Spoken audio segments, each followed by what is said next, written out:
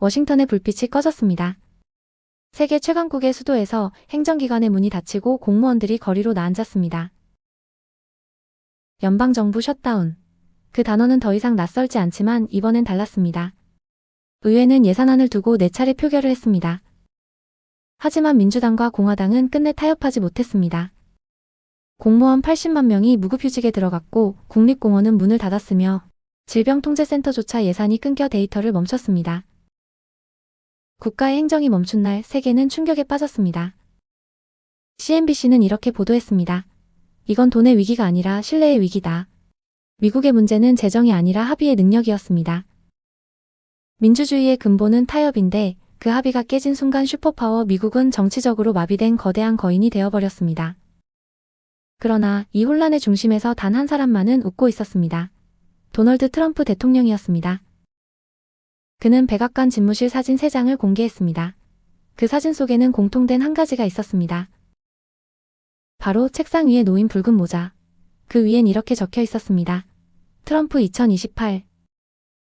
헌법상 미국 대통령은 2번 이상 당선될 수 없습니다. 그러나 트럼프 대통령은 그 한계를 조롱하듯 붉은색 모자에 3번째 임기를 새겨 넣었습니다. CNN은 헌법을 비웃는 상징이라고 보도했고 뉴욕타임스는 트럼프의 모자는 민주주의의 붕괴를 상징한다고 썼습니다.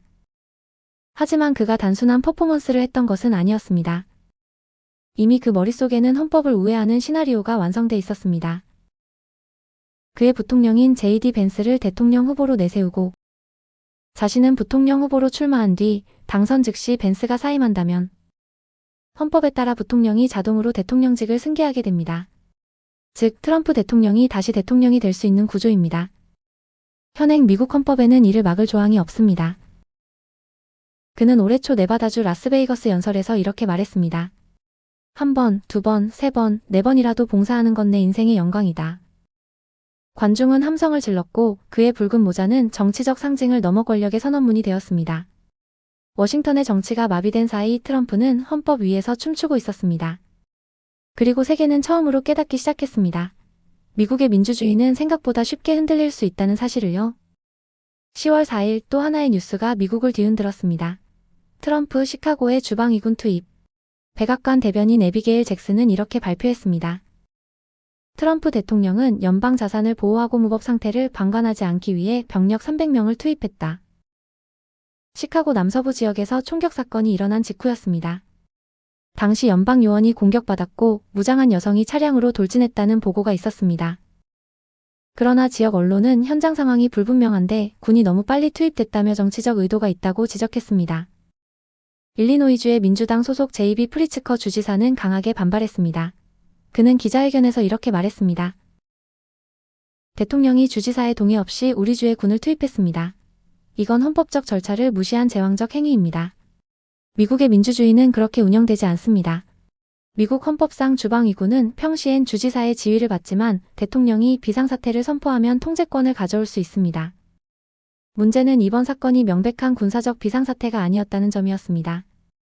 트럼프 대통령은 그날 밤 자신의 SNS에 AI로 만든 한 영상을 올렸습니다. 민주당 원내대표 제프리스에게 TRUMP 2028 모자를 던지고 비웃는 장면이었습니다. CNN은 이를 두고 조롱의 정치라 했고 워싱턴 포스트는 사설을 통해 이렇게 썼습니다. 이건 법적 계엄이 아니라 심리적 계엄이다. 미국은 지금 두려움을 정치에 이용하는 시대로 돌아가고 있다. 트럼프 대통령은 올해 들어 포틀랜드, LA, 워싱턴 DC 등 민주당 성향의 대도시마다 군을 투입했습니다. 그가 말하는 명분은 치안 유지였지만 정치학자들은 말했습니다. 그건 단순한 치안이 아니라 권력의 시위다. 법원조차 제동을 걸었습니다. 오리건주 포틀랜드에서는 연방지법이 소규모 시위는 연방 군 투입을 정당화하지 않는다며 군 투입을 금지했습니다. 판사는 이렇게 덧붙였습니다. 이 나라는 계엄법이 아니라 헌법이 적용되는 곳이다. 그날 밤 미국의 수도와 대도시는 하나의 공포에 휩싸였습니다. 대통령이 자신의 정치적 반대 세력에게 군사적 메시지를 던진 것이었습니다.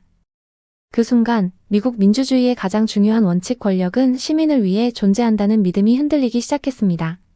셧다운 사태는 그 후로도 해결되지 않았습니다.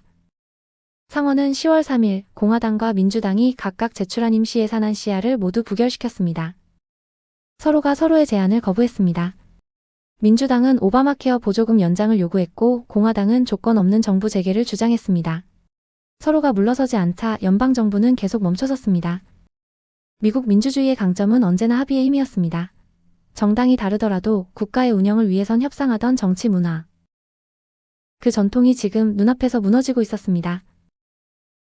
셧다운은 행정의 마비를 넘어 성취의 기능이 마비되었다는 신호였습니다.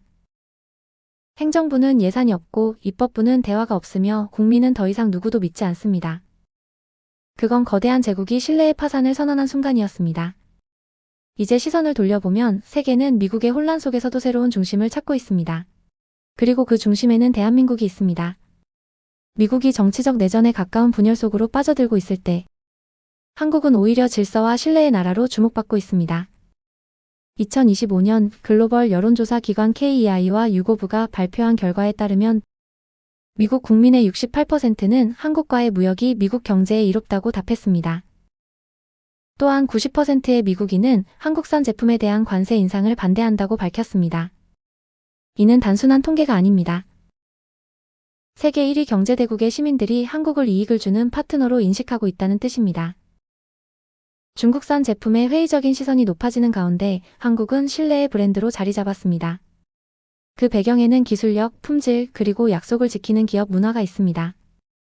삼성전자는 반도체 공급망 위기 속에서도 세계 주요 기업의 신뢰를 얻었고, 현대자동차는 미국 내 전기차 점유율을 폭발적으로 높였습니다. LG에너지솔루션은 GM, 혼다, 스텔란티스 등 글로벌 자동차 회사와 합작 공장을 세우며 미국 산업의 심장으로 들어섰습니다. 이제 메이드 인 코리아는 단순한 제품의 라벨이 아니라 신뢰의 인증서가 되었습니다. 그리고 방산, 원전, 조선, 플랜트, AI 반도체까지 모든 산업에서 한국의 신뢰 네트워크가 세계를 잇고 있습니다. 한때 기술은 미국, 생산은 중국, 품질은 일본이라던 시대가 있었습니다. 그러나 지금은 이렇게 말합니다. 기술도 품질도 생산도 모두 한국이다. 미국의 셧다운 사태가 장기화되면서 투자자들은 자금을 안정적인 신흥국으로 옮기고 있습니다. 그 중에서도 한국으로의 자금 유입이 두드러졌습니다.